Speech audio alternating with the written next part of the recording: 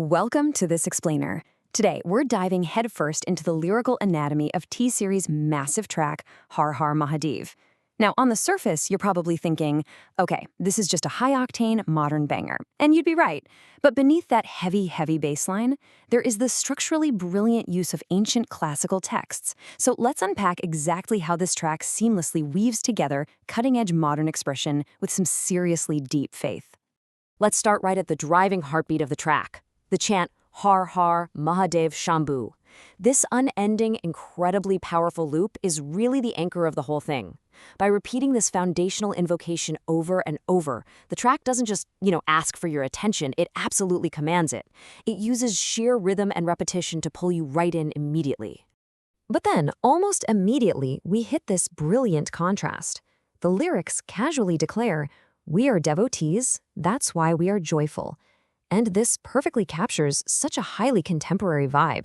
I mean, this isn't about quiet, solemn prayer in a dimly lit room. No, this is an unapologetic, celebratory, and honestly, almost casual expression of faith.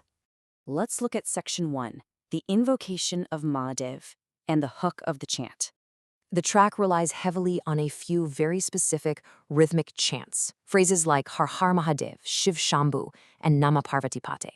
And it's important to realize, these aren't just filler words thrown in to catch a beat. They are foundational loops. They're actually designed to draw the listener into this almost trance-like state, which perfectly matches the electronic production.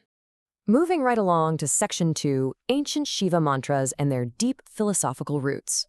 This is where the depth of the track really elevates. The creators took one of the most famous ancient verses used in traditional worship, the Karpur Goram Karunavataram, and they literally interwove it directly into this heavy modern beat. It's wild. It's basically the ultimate bridge between sheer nightclub energy and profound temple solemnity. And when you break down the words of that ancient verse, you get these incredibly vivid descriptors. He is Karun Avataram, meaning the absolute embodiment of compassion. He is Sansar Saram, the very essence of the universe itself. And he's visually depicted wearing the serpent king as a garland. It is packing an immense amount of theological weight into just seconds of audio. Which brings us to Section 3, Mahadev's divine form, and categorizing those attributes. A super fascinating dual picture emerges when you look at how the divine is categorized here. On one side, you have these very accessible titles and names, like Shambhu or Parameshwar, the Supreme Lord. But sitting right next to them in the lyrics are these incredibly heavy, conceptual terms that describe a totally formless, universal energy. Take the term Nirgun, for example. It literally means being entirely without attributes or qualities.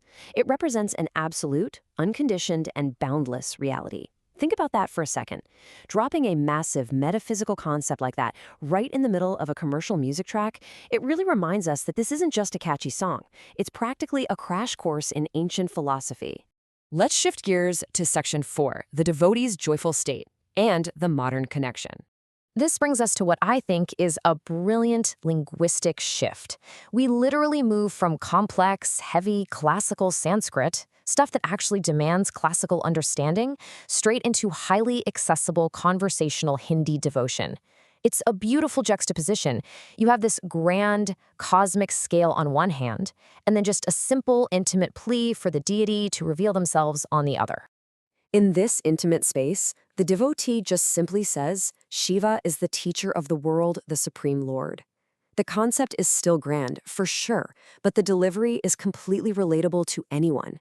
It really proves that you don't need years of classical training to express profound spiritual truths. All right, lastly, Section 5, continuous devotion and remembrance, and the daily practice. The lyrics actually map out a literal daily routine of faith. It starts out simple enough, remembering the divine morning and evening, but then that expands into chanting all the time, throughout the day.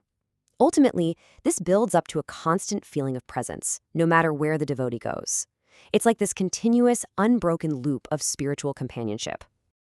And so we circle back to this defining phrase, we are devotees, that's why we are joyful. Because the ultimate result of all this routine isn't some heavy burden of strict religious rules, not at all. It's a pure, completely unbothered state of joy. It proves that deep devotion is actually meant to be an uplifting, freeing experience. So, as we wrap up this explainer, I have to leave you with a question. The next time you're listening to this track, Did you ever think you'd feel that formless, absolute nature of the universe hidden inside a heavy baseline? It really is a masterclass in blending ancient philosophy with modern, tangible joy.